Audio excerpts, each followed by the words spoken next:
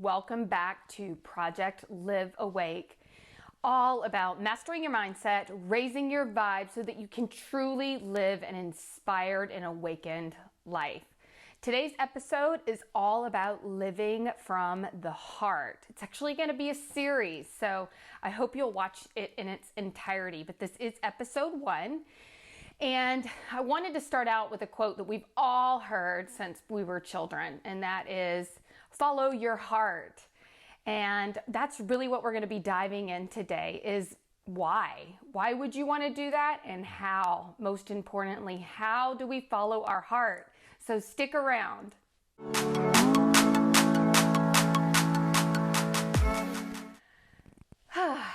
Okay, following the heart.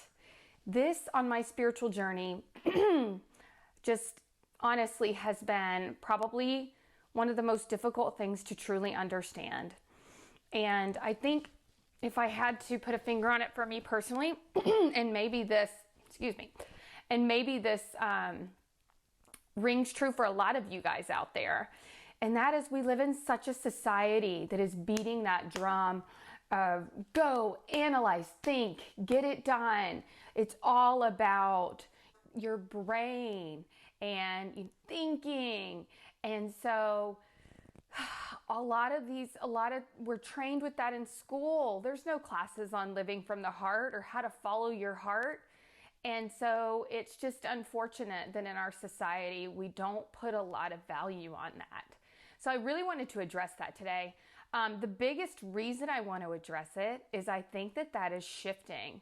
You know, they're calling this coronavirus and this lockdown for a lot of people. It has been the Great Awakening.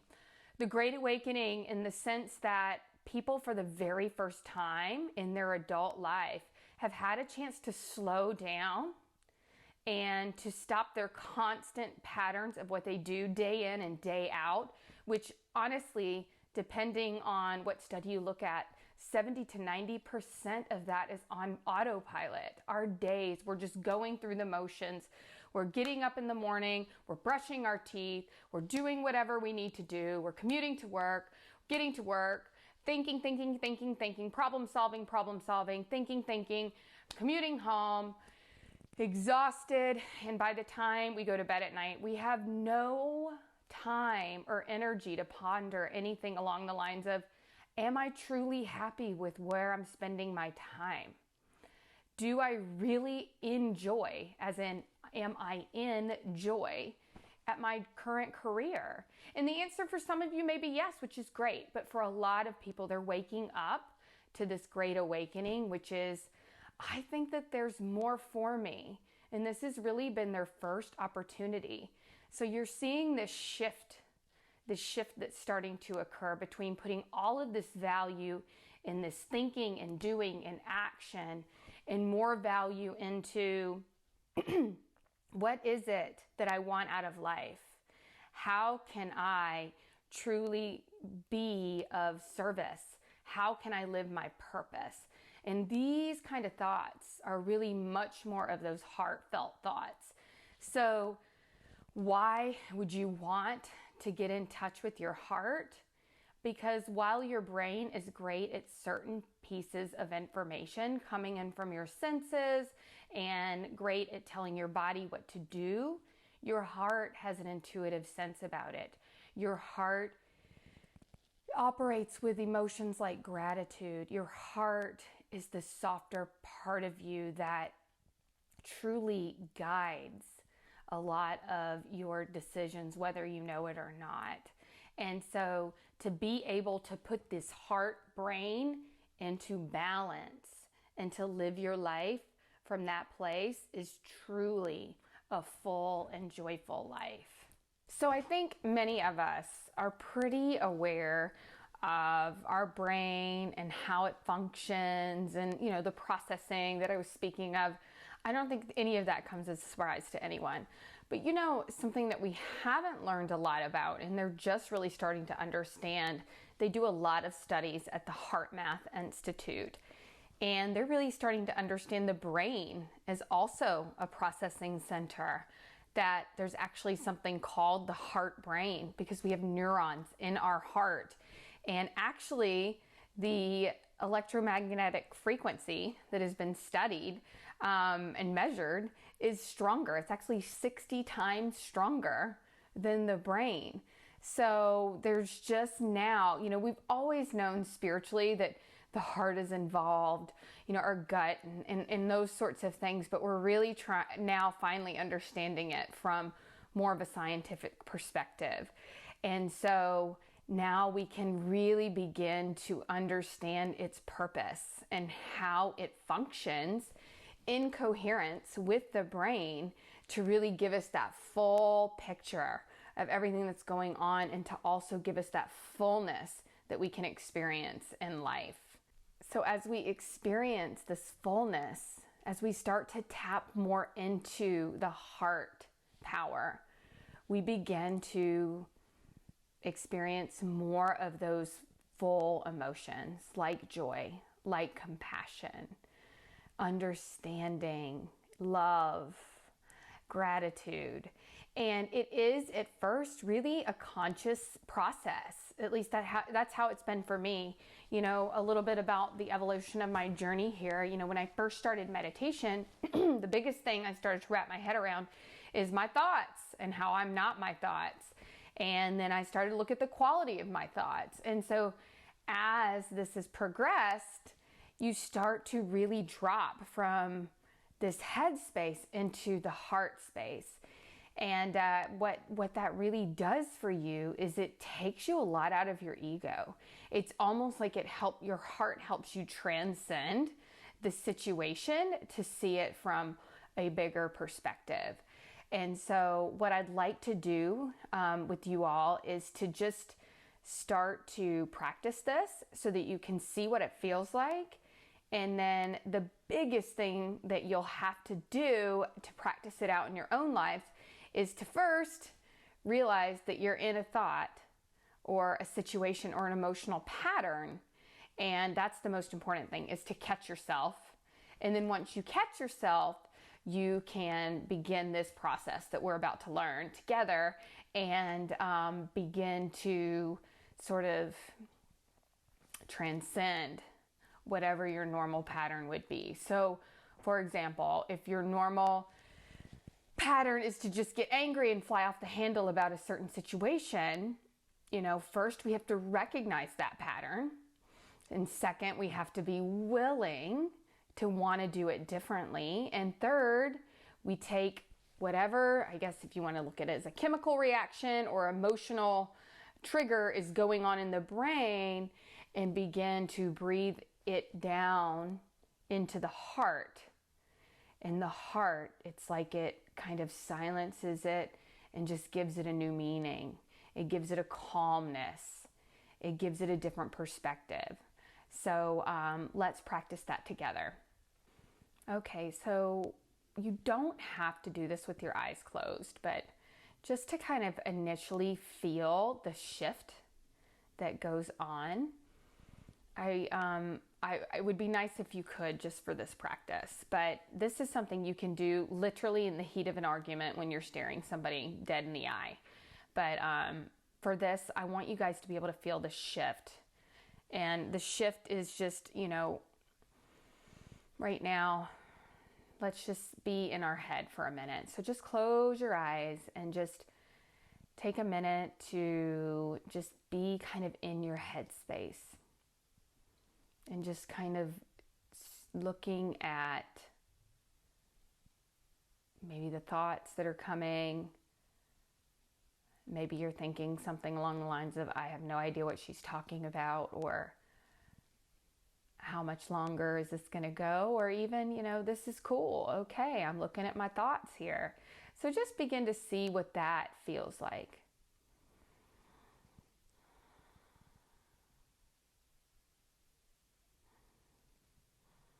Okay, maybe, I'm feeling calmness now, or I'm feeling anger now, or I'm feeling confusion. So you just begin to connect with your thoughts and even your emotions. That your thoughts are what create these emotions. So the thought being, I'm bored in this moment, and then the emotion triggering, I'm frustrated because I'm not exactly sure what she's talking about. Or maybe let me take a positive spin on this. Your thought being, I have never really taken the time to watch my thoughts. And then the emotion it invokes is a little level of curiosity and excitement that, wow, this is a new way of looking at things. This is a little shift for me. So that's being up in your head. We've all experienced it. We experience it when we play out full-on conversations in our head that aren't happening. We've all experienced it when we're thinking about, something that we have to do that maybe we're nervous about. So we're in our head. So now I invite you to take your thoughts and just kind of, even consciously, you can just kind of set them aside. Just like, even feel like you're just kind of lifting them up and just letting them go. Just kind of putting a bubble around them and just blowing them away. And now I invite you to start connecting with your breath. Breathing in and out fully. Feeling the rise and fall of your chest.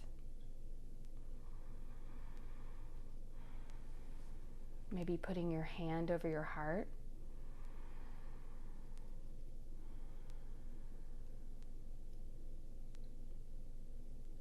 Perhaps you can even hear your heart beating or feel your heart beating.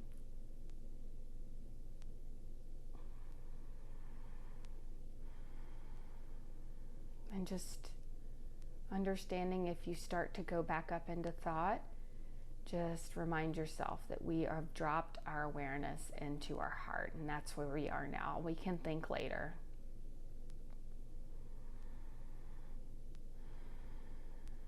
It even helps if you just imagine that you're breathing in a color. Into your heart, or light. I love to work with light. We'll do more with light as this progresses. So just breathing in that light and imagining that your heart is filling up with light.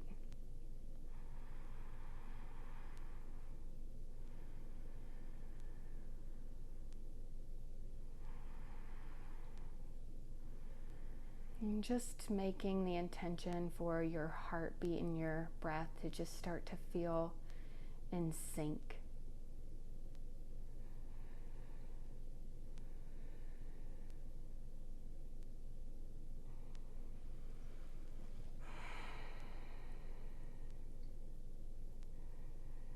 And now from this space, I invite you to bring to just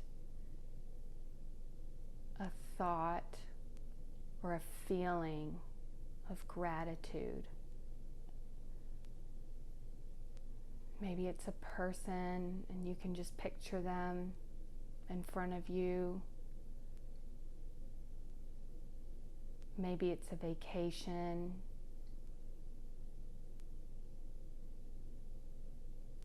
Your children.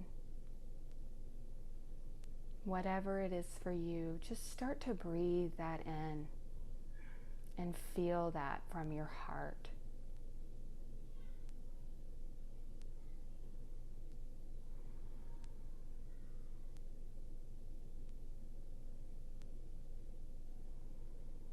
And just feel how your body just really melts and calms down as you just think about somebody that you love.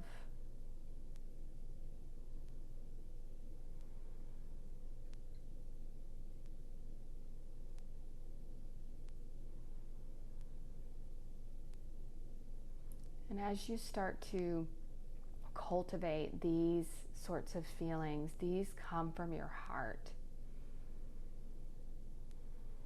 And it really calms down the monkey mind and all that's going on in your head.